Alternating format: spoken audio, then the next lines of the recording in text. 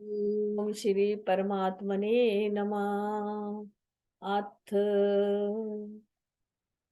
श्लोक संख्या 43 अध्याय तृतीय। एवं बुद्धे परम बुद्धत्वा संसद्भ्यात्मात्मना जहि शत्रुं महाबाहो काम रूपम दुरासदम। एवं कहते हैं इस प्रकार, बुद्धि मैंने बुद्धि से, परम बुद्धत्वा बुद्धि से सूक्ष्म बलवान और श्रेष्ठ आत्मा को, परम परम क्या होती है? जो आत्मा बलवान भी है श्रेष्ठ भी है, और श्रेष्ठ आत्मा को बुद्धत्वा मैंने जो जान लेता है, जानकर आत्मना अपनी आत्मा में ही, आत्मानम बुद्धि के द्वारा, यानी अपनी आत्मा में जो स्थित बुद्धि है उस बुद्धि के द्वारा आत्मनम मन को संसभ्य क्या करता है? वश में कर लेता है। हे महान भुजाओं वाले महाभाव अर्जुन, काम रूप वो ही कामना रूपी काम को दुरासदम जीत कर शत्रु जही शत्रु को मार डालता है। जो काम रूपी है दुर्जन शत्रु हमारा, उसको फिर वो मार डालता है।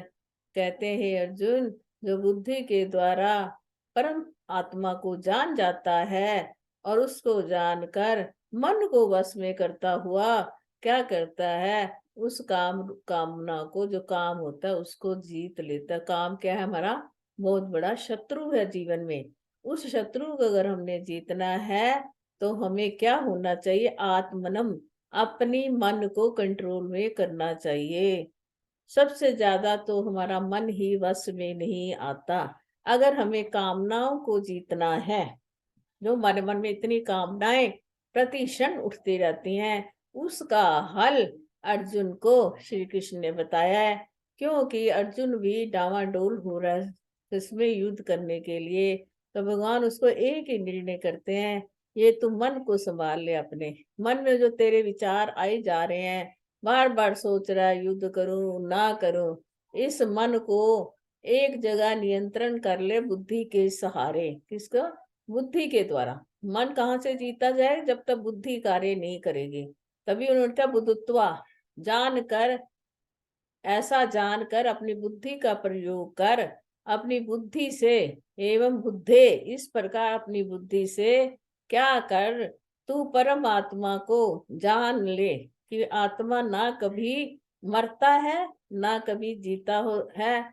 और तू जिस चक्कर में, मरने और जीने के चक्कर में युद्ध को नहीं करना चाह रहा, अपने कर्तव्य से दूर हो रहा है, तो ऐसा बुद्धत्वा जान कर बुद्धि के द्वारा आत्मना अपनी बुद्धि के द्वारा, आत्मनम अपने मन को, अपनी बुद्धि के द्वारा आत्मनम अपने मन को क्या कर ले? बस में कर ले।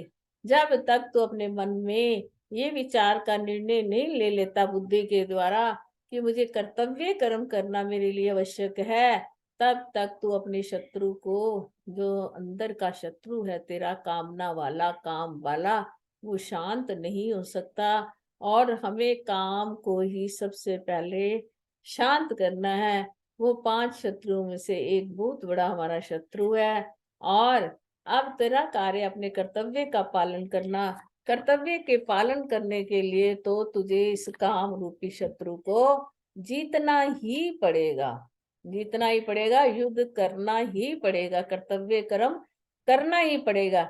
संसार में सबसे बड़ा हर व्यक्ति का, जिस भी वर्ण में है, जिस भी आश्रम में है, जिस भी चोले में है, स्त्री में है, पुरुष में है, ब्राह्मण है, क्षत्रिय, वैश्य है, गृहस्थी है, ब्रह्मचर्य है, जो जो जहां जहां पर बैठा हुआ है, उसके लिए कर्तव्य का पालन करना गीता हमें कहती है बहुत ही अत्यंत आवश्यक है।